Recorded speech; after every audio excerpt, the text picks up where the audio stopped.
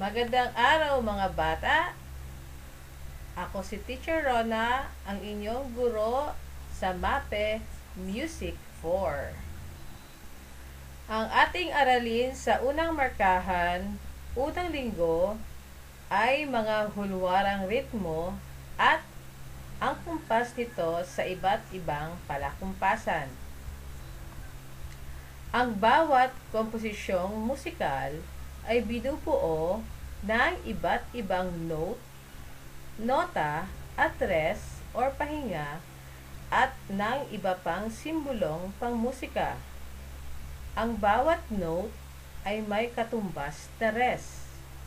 Sa araling ito, matututuhan ang pakikinig, pagkilala, pagbasa, paggalaw, at pagsulat ng rhythmic pattern gamit ang iba't ibang note at res.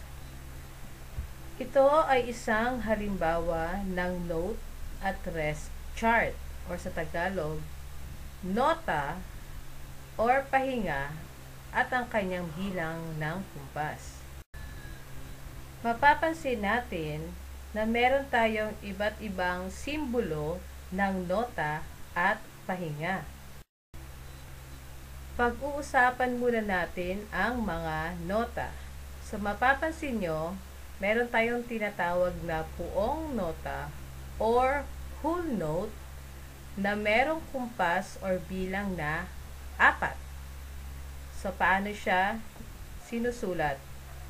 Okay, so ito ay sinusulat na parang hugis or oblong. Ang sumunod naman ay hating nota or half note na merong kumpas na bilang 2. So, paano sumulat ng half note? Gagawa muna kayo ng oblong at lalagay nyo siya ng linyang patayo. Ang sunod naman ay kapat na nota or tinatawag nating quarter note na may bilang ng kumpas 1. So, paano siya sinusulat?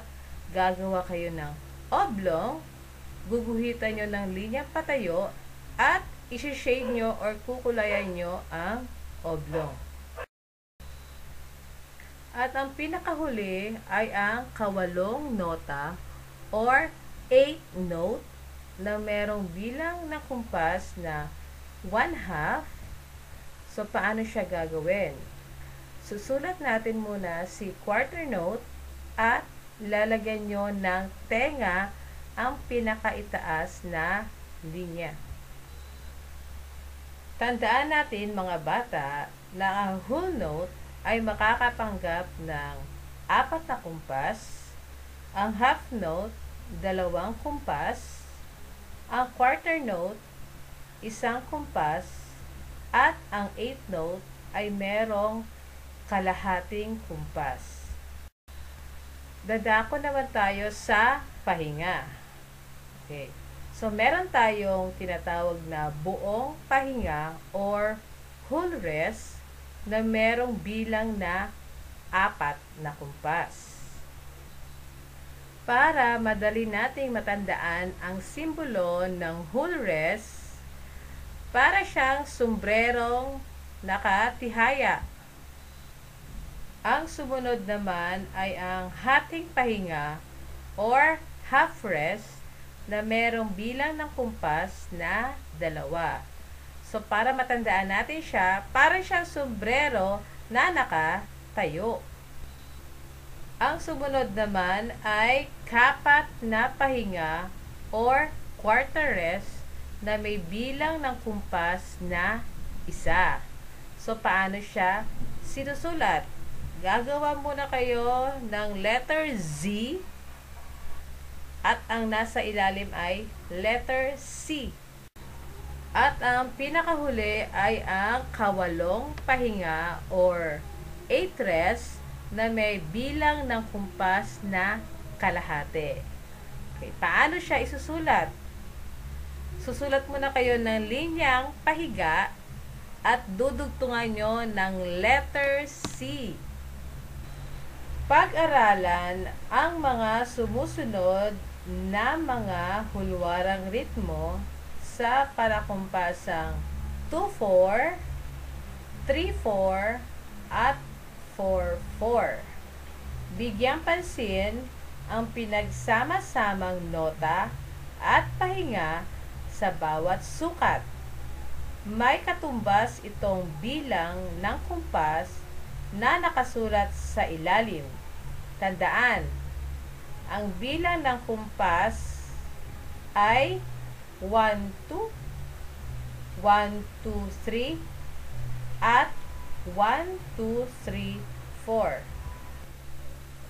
Ito ay iilan lang na pagpapaliwanag sa hulwarang kumpas. Ito ay isang halimbawa ng hulwarang kumpas na 2-4. Meron tayong isang nota, isang palakpak, at ang bilang ay 1, 2. Paano siya gagawin?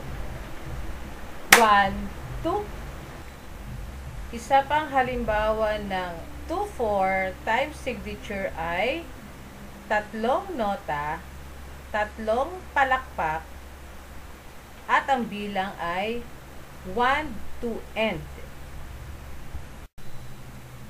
Pakinggan. 1 to end. Mapapansin mo na nota lamang ang may palakpak at tahimik sa pahinga habang tuloy ang pagbibilang sa kumpas nito. Para naman sa 3-4 time signature, ang halimbawa dito ay dalawang nota, dalawang palakpak, ang bilang ay 1, 2, 3. Pakinggan. 1, 2, 3. Sa 4-4 time signature, ang unang halimbawa ay isang nota, isang palakpak, ang bilang ay 1, 2, 3, 4. Pakinggan. 1, 2, 3, 4. Ang pangalawang halimbawa ay dalawang nota, dalawang palakpak, ang bilang ay 1, 2, 3, 4. Pakinggan. 1, 2, 3, 4. Isa pang halimbawa para sa time signature na 4-4 ay limang nota, limang palakpak, ang bilang ay 1, 2, 3, 4, and. Pakinggan. 1, 2, 3, 4, and. Mapapansin natin na nota lamang ang may palakpak at tahimik sa pahinga habang tuloy-tuloy ang pagbibilang sa kumpas nito. Ang hulwarang ritmo ay ang pinagsama-samang mga nota at pahinga sa isang sukat. Ang pagkakasunod-sunod ng iba't ibang halaga ng mga nota at pahinga ay nakabubuo ng hulwaran o pattern. Ang kombinasyon ng mga nota at pahinga sa isang sukat ay depende rin sa meter o palakumpasan.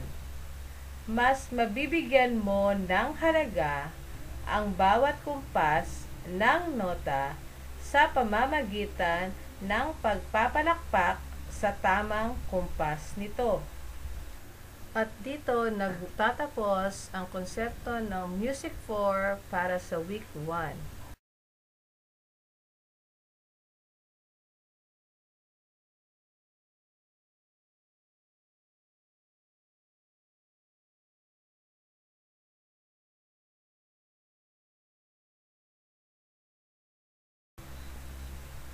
Ang tinuturo ng tatlong pulang arrow ay ang halimbawa ng bar line.